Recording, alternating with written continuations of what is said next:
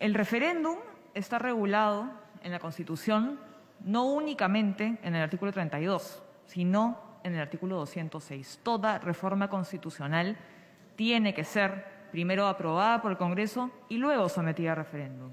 No es cierto que se esté cerrando una puerta, porque esa puerta nunca estuvo abierta.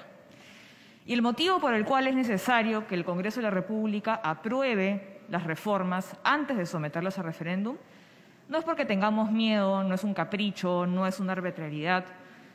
Eso sucede porque eso es una garantía de que se respeten los derechos y las libertades fundamentales de los ciudadanos. El Congreso, a la hora de aprobar reformas, tiene que seguir un procedimiento, tiene que cumplir con su reglamento, tiene que lograr amplios consensos para poder aprobar una reforma. Es decir, aprueba reformas dentro de ciertos límites y tiene contrapesos institucionales. Eso es una garantía para los derechos de los ciudadanos.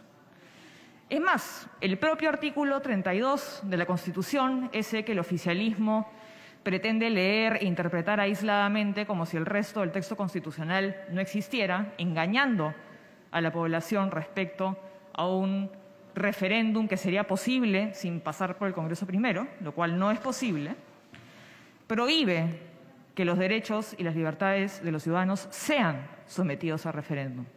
¿Y por qué? Porque los derechos de las personas no pueden ser sometidos a voto.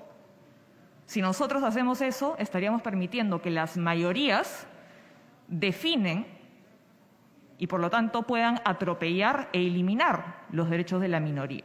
Y eso es inadmisible en una democracia. Una democracia no es únicamente asistir a las urnas.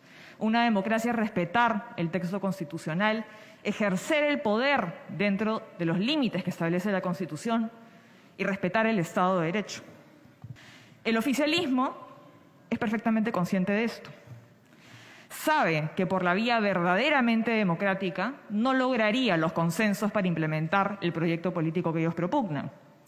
Y por eso quieren bypassear los verdaderos mecanismos democráticos, convocando una asamblea constituyente, que no es otra cosa que un organismo con poder absoluto, ilimitado, que va a tener en sus manos la posibilidad de decidir sobre los derechos de las personas. Es decir, para el oficialismo la democracia es un mero medio para poder imponer su proyecto político totalitario. Y para ellos, la democracia y el voto de la ciudadanía es válido únicamente cuando les dan la razón. Cuando resulta que la votación no les da la razón o no les gusta, es la dictadura de la mayoría.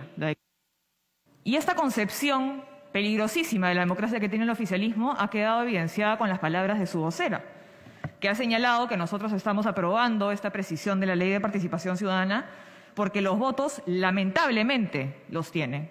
Y esto es sumamente revelador porque muestra lo que realmente piensan de la expresión de la voluntad popular en las urnas, que finalmente nos ha elegido a todos nosotros y ha determinado la composición de este Congreso, cuya mayoría es respetuosa de la Constitución, del Estado de Derecho, y no va a permitir que utilicen los mecanismos democráticos para destruir la democracia por dentro. Gracias.